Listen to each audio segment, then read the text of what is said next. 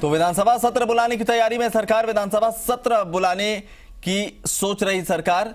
Court के फैसले के बाद सत्र को बुलाया जा सकता है, ये बड़ी खबर आपको बता रहे हैं। कल मुख्यमंत्री ने राज्यपाल से शिष्टाचार मुलाकात की थी और सूत्रों के हवाले से खबर यह है कि इस बाबत भी वहां पर चर्चा हुई थी। तो विधानसभा सत्र बुलाने की तैयारी है, इंतजार कोर्ट के फैसले का है, क्योंकि कोर्ट में ये मामला है। जो कुछ रुख कोर्ट का होता है उसके बाद विधानसभा सत्र बुलाया जा सकता है, इसकी तैयारी की गई है। शादाब सिद्दीकी हमारे डिप्टी एडिटर इस वक्त फोन लाइन पर है।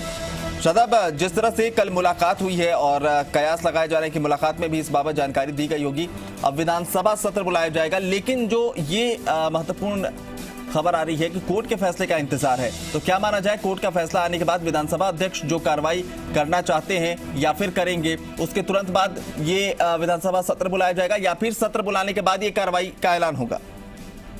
नहीं, देखिए, बिल्कुल विधानसभा सत्र बुलाने के बारे में मुख्यमंत्री सोच रहे हैं और निश्चित तौर पर जो कोर्ट का फैसला आना है, उस कोर्ट के फैसले के बाद ही उनको तय करना है कि ये सत्र कब बुलाया जाना है, कितने दिन का गैप रखना है। लेकिन देखिए, एक बात बहुत साफ है कि जो बहुमत है, अब मुख्यमंत्री ने ये मन बनाया है कि वो बहुमत विधानसभा में साबित करके दिखाएंगे। और ये दावा कांग्रेस पार्टी की तरफ से किया जा रहा है कि पूरी सरकार के पास पूरा बहुमत है, 102, 103 विधायक फिलहाल अशोक गहलोत के पास मौजूद हैं, सरकार को कोई खतरा नहीं है। लेकिन जो अस्थिरता है आखिर वो अस्थिरता कैसे दूर होगी, तो उसका एक ही उपाय है कि मुख्यमंत्री अपना बहुमत साबित करें विधानसभा के अंदर, ऐसा वो सोच रहे हैं। देखिए, सबसे बड़ी बात यह है कि जो विधायक होटल में रुके हुए हैं जयपुर में, उनको बहुत ज्यादा या अनिश्चित काल तक रोका नहीं जा सकता है। आखिर उस पर फैसला करना पड़ेगा कि आखिर अगला कदम क्या होना है। दूसरी बात यह है कि जो विधायक तीन पायलट गुट के हैं, जो कि गुड़गांव में, दिल्ली में, मानेसर में हैं, तो इन विधायकों पर भी फैसला होना है, क्योंकि इन विधायकों ने चैलेंज किया है, जो स्पीकर का नोटिस है उसको चैलेंज किया है, डिस्क्वालिफिकेशन को। तो अगर सपोज किया कि इनको स्टे मिल जाता है, अगर स्टे मिल जाता है, तो उसके बाद मुख्यमंत्री के पास एक रास्ता ये होगा कि वो सेशन बुलाएं और वहां अपनी मेजोरिटी साबित करें। सपोज किया कि अगर इनको स्टे नहीं मिलता है जैसा कि, तो फिर स्पीकर आगे की कार्रवाई करेंगे। तो कुल मिलाकर जो ये राजनीतिक अस्थिरता है वो तभी दूर होगी कि जब वो इसका बहुमत साबित हो। दूसरी बात यह है कि इससे 6 महीने का टाइम भी मिलेगा मुख्यमंत्री को, क्योंकि अगर आप एक बार विधानसभा में बहुमत साबित करते हैं तो आपको 6 महीने का समय मिलता है। और उन 6 महीनों में फिर इलेक्शन कमीशन वहां पे जो अगर ये डिस्क्वालीफाई होते हैं ये एमएलए, तो वहां पर फिर नए सिरे से चुनाव होंगे और एक नई राजनीतिक परिस्थिति बनेगी। तो कुल मिलाकर अभी के टाइम में ये कहा जा सकता है कि अशोक गहलोत इस बारे में सोच रहे हैं। हम फिर ये कहेंगे कोई अंतिम फैसला अभी इस पर नहीं हुआ है कि कौन सी डेट है, कब बुलाना है, इसी अगले हफ्ते बुलाना है या उसके बाद बुलाना है।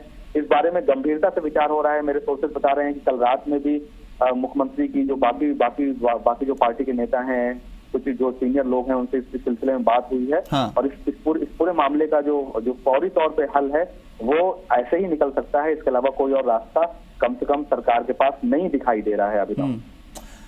शादाब, सवाल ये है, सरकार के पक्ष की तरफ से देखें तो ये तमाम जो परिस्थिति आप बता रहे हैं वाजिब है, लेकिन अगर दूसरे पायलट खेमे की तरफ से अगर देखें तो उनके साथ क्या कुछ परिस्थितियां बन सकती हैं कि क्योंकि उन्हें इंतजार कोर्ट के फैसले का जरूर है, लेकिन कोर्ट का फैसला अगर उनके अनुकूल नहीं होता है उसके बाद उनके पास क्या कुछ बचता है, और विधानसभा सत्र अगर कॉल किया जाता है तो वैसी परिस्थिति में उनका स्टैंड क्या कुछ हो सकता है? देखिए, जो पायलट ग्रुप के विधायक हैं उनके पास विकल्प 2-3 विकल्प है।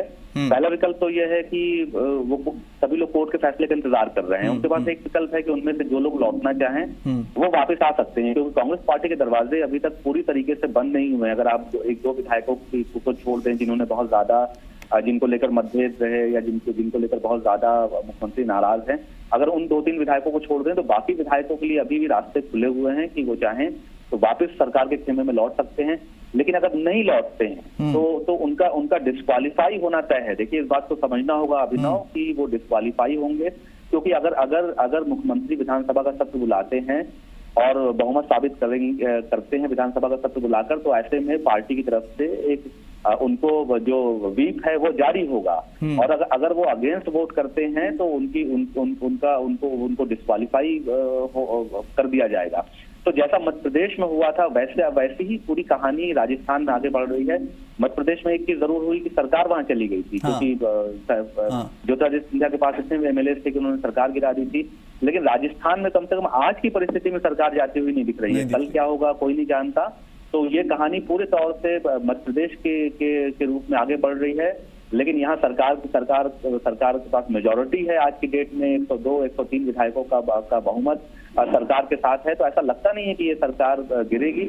इतना जरूर है कि जो एमएलए जो कि वहाँ बैठे हुए हैं दिल्ली में, मानेसर में, वो डिस्क्वालीफाई हो सकते हैं अगर मुख्यमंत्री सत्र बुलाते हैं और अपना बहुमत साबित करने की बात करते हैं। और जिस दिशा में गंभीरता से सोचा जा रहा है, देखिए मैं आपसे फिर कहूंगा कि गंभीरता से मुख्यमंत्री सोच रहे हैं और इस बारे में उन्होंने सीनियर नेताओं से हरी झंडी ली है, विचार विमर्श किया है। और हो सकता है कि ये कोर्ट के फैसले के बाद कोई ऐसा फैसला सत्र बुलाने का वो करे। चलिए, बहुत बहुत शुक्रिया सुधा तमाम अपडेट के लिए। तो आप तमाम लोगों को बता दें कि मुख्यमंत्री, जैसा हमारे डिप्टी एडिटर जानकारी दे रहे थे, कि इस बारे में विचार कर रहे हैं कि विधानसभा का सत्र कॉल किया जा सकता है, बुलाया जा सकता है। और इस बाबत उन्होंने देर रात तक पार्टी के वरिष्ठ नेताओं, जिसमें अविनाश पांडे समेत कई नेता थे और विधायकों के साथ भी चर्चा उन्होंने की है। हालांकि जो कोर्ट की तरफ से हाईकोर्ट का फैसला आना है, कल सुनवाई होनी है। ऐसे में इंतजार कहीं ना कहीं हर किसी को है, चाहे वो पायलट खेमे की बात करें, उन्हें भी उस फैसले का इंतजार है। अशोक गहलोत भी इंतजार कर रहे हैं कि कोर्ट का क्या कुछ रुख होता है, उसके बाद संभवतः विधानसभा की कार्रवाई को बुलाया जा सकता है। कुल मिलाकर ये कहें कि राजस्थान में जो सियासी हलचल है वो आने वाले समय में और दिलचस्प हो सकती है।